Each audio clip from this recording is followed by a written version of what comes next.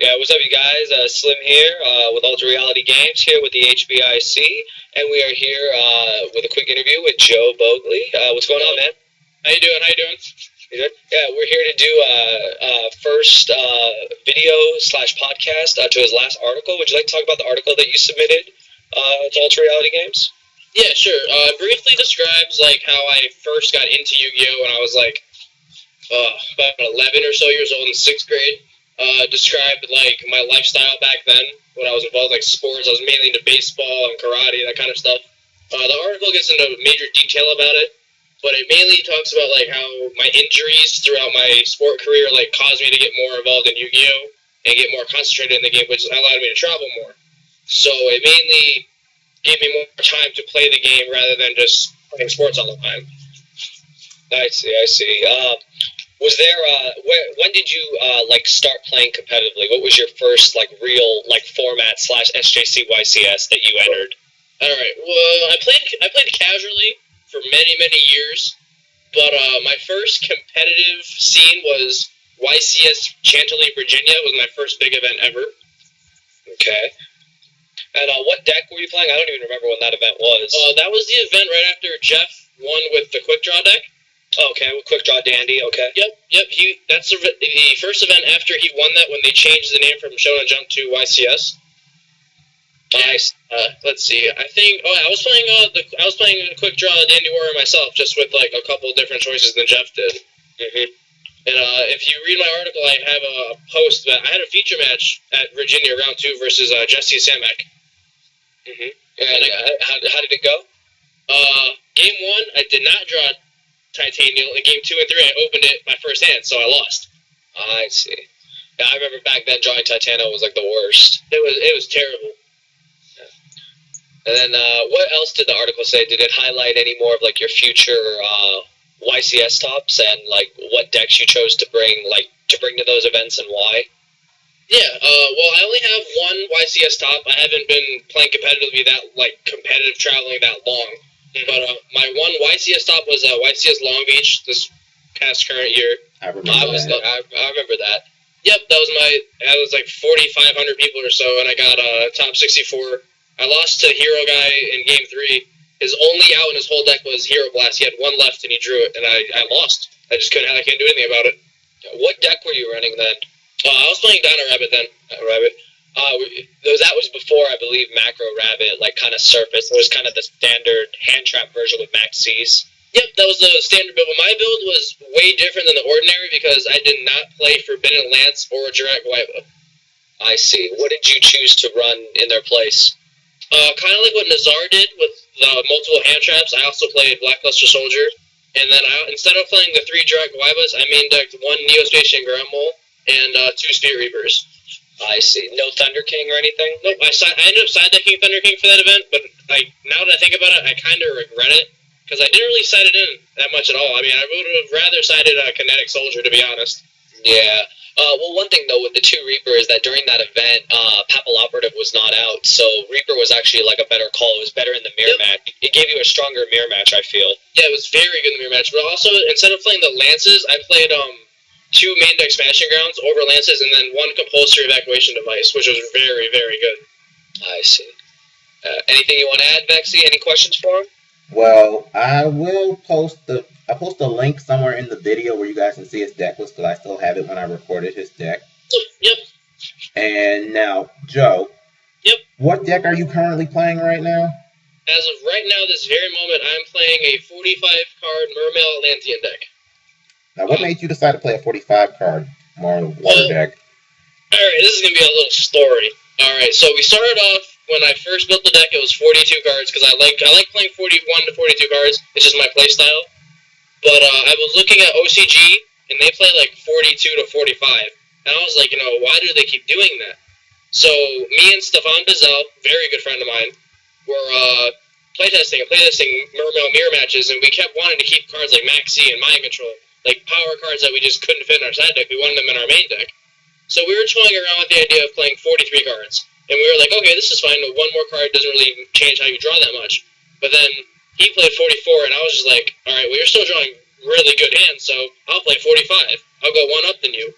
And the night before the New York Regional, I put my deck list at 45 cards, and I've been playing it ever since. Oh, okay. Like that. Are you main decking cards like Tragodia, Gores? Well, in my current deck, I do not main deck Tragodia, Gores, Maxi, or Effect Veiler, or Allure Darkness. I see. And Allure was only really good like if you had Trags, Gores, or the dead controllers, if you didn't want to summon them. Right, but I'm playing, like, me and Billy Rake were talking about it, and how we play the Ultimate Offering and the 3 Gen X controllers. Yes. Like, we really don't want to remove them. We want them to be in our hands to keep fueling for Ultimate Offering. I see. Well, that's the difference. A lot of builds, like over here, like where I'm at, a lot of people don't like opt to play Ultimate Offering. I understand why, because I figure you flip Ultimate Offering and your opponent has no response, you can basically proceed to OTK them. Yep, the OTK is really simple. Just Ultimate Offering and Gen X Undyne is game by itself. Wow. A 2-card OTK. Nice. If you read, I posted an article before YCS Seattle about the deck I would play if I went to that event and I couldn't go due to some things. But in my article, I described how I was playing Ultimate Offering with 3 controllers and everything back then. I see. All right. Anything else, Vexy? Are you going to be like everybody else that's going to be playing the Fire King stuff coming out for YCS 90? I am not. I have not even test played that deck at all to myself. I am currently still playing Mermails for the Philadelphia Regional coming up this coming Saturday. I'm probably going to be playing Chaos Dragons, to be honest. I'm starting to really like that deck. Same here. I've been testing it too. I've been watching a lot of Stefan's videos of like the right build of Chaos Dragons, because everyone thinks the deck is dead and like auto loses to water. I don't think that's true. No. The object of Chaos Dragons now is you have to presume a bigger board and make sure you just have a hand trap, and you should, balance out the game state at all times. That's pretty good. So, other than Miami, will we be seeing you at a lot of YCSs coming up in the year 2013? I'm going to try my best to go to all of them that are in the U.S. I mean, I'm considering going to Germany if my funds allow it, but we'll just see what happens. I mean, I'll probably go to all the ones that I can go to. That'll be good. We'll have the Cosmoblader set and then the new set coming out pretty soon. So, you ready for that? I'm getting ready for that. I'm practicing with that Harpy deck. That's gonna be the talk of the town is the Harpy deck. Yep. I remember when the cards came out on Duel Network, me and Cordero were playing, and I was getting used to the deck, trying to work it to my playstyle. And which he already accomplished already. But the question is that deck overhyped? In my opinion, it's at its perfect level of hypeness, because the deck is very consistent, it's very good. You can make different builds of it with Rescue Rabbit, the standard Harpy monsters like Cyber Harpy Lady 1. Like, you can just do many combos with the deck. I see. So it does have a lot more potential. It's not all just hype. It's good to know. Yeah, and the thing is, like, we don't have all the cards yet. We don't know what other cards we can get by that time that comes out. So the deck could even get more support that we don't know about yet. True. How did you feel about Harpy's Mirage Dragon getting Exceed different change? Now you got to use 3 to make it like a Shockmaster. Well, when we only needed 2 materials, I played 3 of them in my extra deck on Duel Network because of the Hysteric Party, Swarm the Board, and just swing directly for game sometimes. And when I saw it get changed to 3 monsters, I cut it down to 1. So you only use it like a last minute type of difference in the game with light points and stuff, pretty much going for the kill. I barely even bring it out anymore, to be honest, when I play the deck, but it's still a very good card for the deck. It's a great card. It's like a backup option. Yep, it's a late game. It's like Utopia, right? Like, if you have it in your extra deck late game, it will win you games. Makes sense. Got any other questions for him, Mike? I think we're good. Is there anything else you'd like to add about the article before we close up? Is there anything that you'd like to highlight that the readers should focus on if they didn't get everything they needed from the podcast?